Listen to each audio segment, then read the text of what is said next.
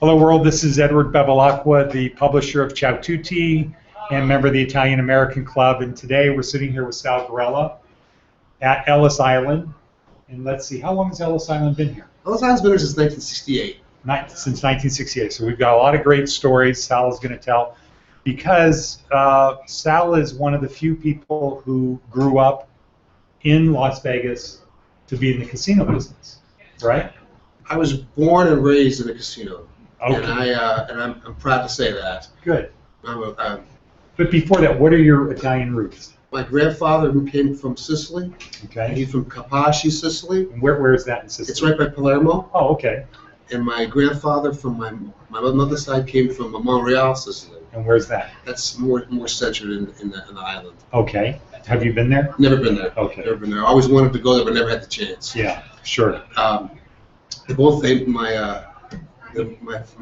mother's family is from Springfield, Illinois. Okay. My father's family is from Detroit, Michigan. Okay. And so when your grandfather came over from Italy, yes. Is that who it was? Right. And they ended up where? Initially, Ellis Island, but then at Detroit. He went to Detroit. Right. Your grandfather went to Detroit. Right. Okay. And what did he do? My grandfather was a fruit peddler. Really? Yes. Okay. And my other grandfather was a farmer. Oh. So, like he had a cart and he would go down the street? Down the street selling tomatoes and produce and melons. Okay. To the people in Detroit. Uh-huh. And did you ever know him? No, he passed before I was born. Okay. Yeah. Yeah, that's one of the common. My grandfather on my mother's side, yeah, I did know him very well. Okay, and he was a farmer. He was a farmer. And what did he grow? He grew the tomatoes your other grandfather would sell. he grew just produce stuff, okay. Produce, and had livestock, and it was in Springfield in the 20s and 30s. Okay, 40s. So rural. Yeah, yeah. Okay, and how did your parents meet?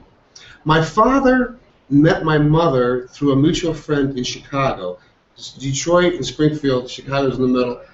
They were like an arranged meeting. Okay. They met in the 50s, and they met and they got married and had 5 children. One of them was lucky enough to be me. Okay, and you were born in Detroit. I was born in Detroit. Okay. But moved to Las Vegas as a small boy. Yeah. 2-3 years old. Okay. So Las Vegas is my home from kindergarten. That's all you know. Kindergarten to UNLV, proud to say. Okay, and Gorman. Yes, sir. Went to Gorman High School for 4 of the best years of my life. We graduated in 1978. Okay. Made some great lifelong friends there, and some of the best experiences I've ever had. Now, what is your first memory of the casino business? You know. Oh wait, your dad was in the casino. My dad was in the casino business. Right. My father was in World War II, and he learned the gaming business while he was serving. Was he Army or Navy? Army. Okay, so he learned in the Pacific front, and he learned the gaming business there. Okay. From the soldiers. So he like dice, blackjack, faro, baccarat, all the games. Okay. I guess. So they played faro back then? They did. They did play faro back then. When did it disappear here? Do you know? Well, it was gone in the 70s. Because I remember they had a faro game at the Dunes. Okay. And I watched that game. It got no action, so they didn't. Just the odds are cut it off. Too bad against the player, right? Yeah. Yeah. Okay. So what's your first memory? My first memory is my father taking me into the Silver Slipper, because he worked there in the 60s, into the Eye in the Sky.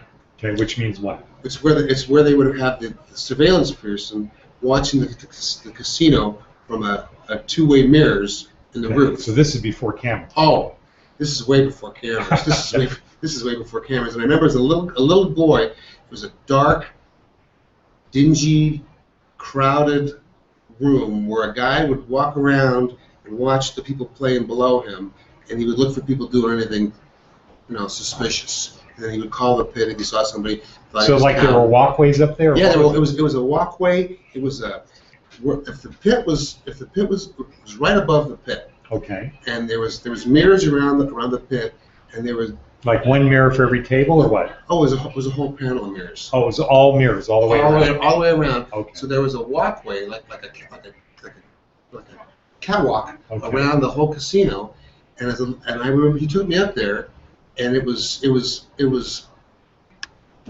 amazing. And it's dark. Dark, and it was So the ominous. light from down below shows up. It was, Earlier you said it smelled like of cigarettes. Or no, what? it smelled a damp people? smell and Oh. cigarettes, and it was like it was not a good place to So be. if you didn't, that's where hell was at work.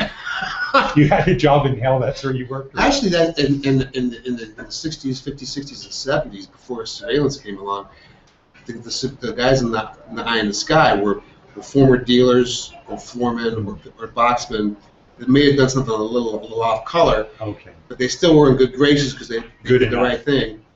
They didn't ban them from the games or the casino.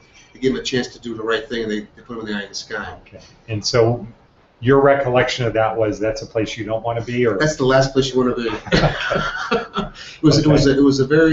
It was a great experience for moving forward in the casino business, knowing that. I see. Now, what did your dad do exactly at that time? That he was My able to father get you up there? was the manager, casino Okay. manager. Okay, so that's like the top guy? Yeah. Okay. So at the Silver At Slipper? the Silver Slipper. Okay, so that's a big position. It was a small little place, but Did Howard Hughes eventually own that? yes, he did buy that. Okay. And was your dad working there then? No. Okay. My father was pre-Hughes, pre-corporate. Okay. Yeah. Okay. And so did you ever go back up there when you were young? Not there, but I did go to the Frontier Uh-huh. and look at theirs with my dad. Just He kind of like, hey son, He liked to take me around with him, and Okay. he would check out the action. He would go up and talk to the guys. My father I learned a lot from my father as far as operations, as far as talking to people, treating people right, and giving everybody a handshake and a greeting. So he would go up there every shift to see what was going on and just to touch base and see what was going on. And also check, make sure they were up there too. You know? So how many guys would be up there? There'd be one guy. And he would just walk around the whole time? And, One guy per shift. He'd walk around and look at the games from the eye of the sky. huh. And then what if he saw something? He would call down to the So there's a phone up there, There's a phone not a up there. cell phone. Please. We're talking pure Yeah. cell phone, no Yeah. way. It was just a regular phone. Okay. And was that like back then kind of thought of as sophisticated? Like right now we think of it as. Oh, Ancient, right.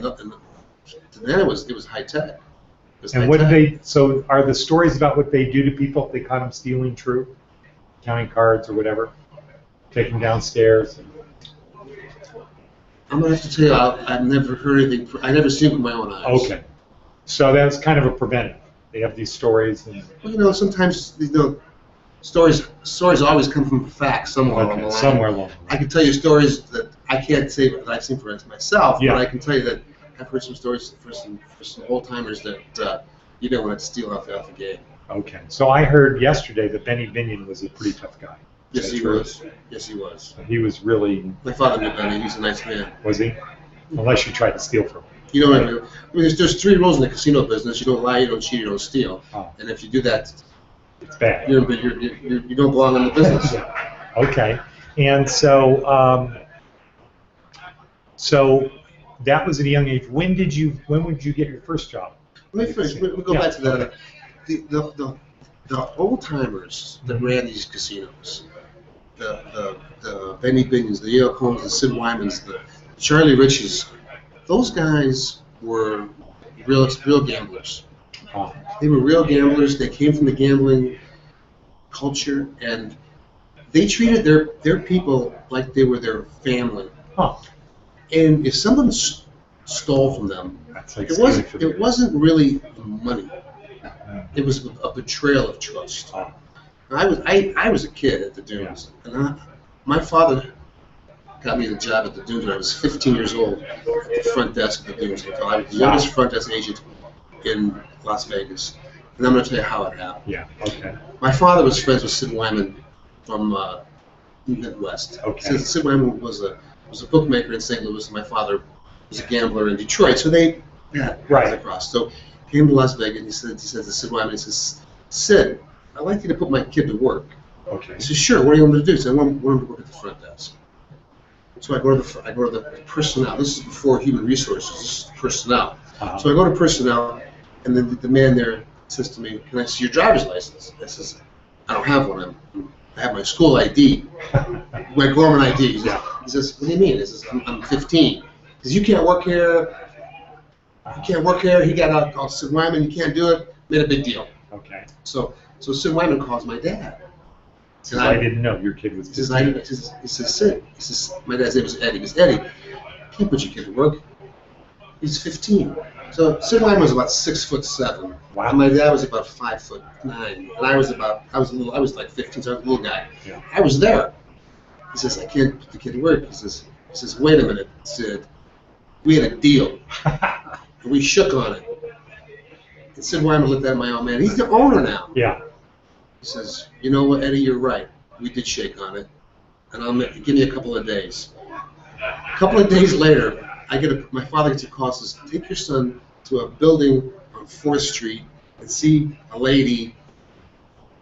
Okay, so we go there, and we drive up, we park. This is downtown. Yeah, 4th Street. Yeah. We go to this building. That's a long ways away, right? Then it was. Yeah. Go in there. He says, are you Sal Guarrella? I go, yes.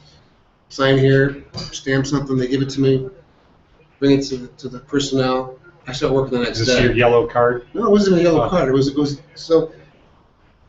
I don't even know what it was. Okay. I don't know what it was. Sid Wyman made a call, says put this guy to work. Okay. So no one believes that story.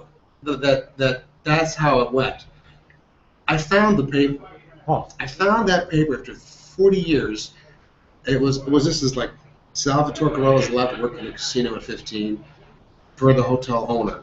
Stamp, and it was put through. So that was like your passport. It was like my personal, my personal approval. Yeah. Now, that's how Las Vegas was, and that's how on the handshake and your word is your bond. And I've done that.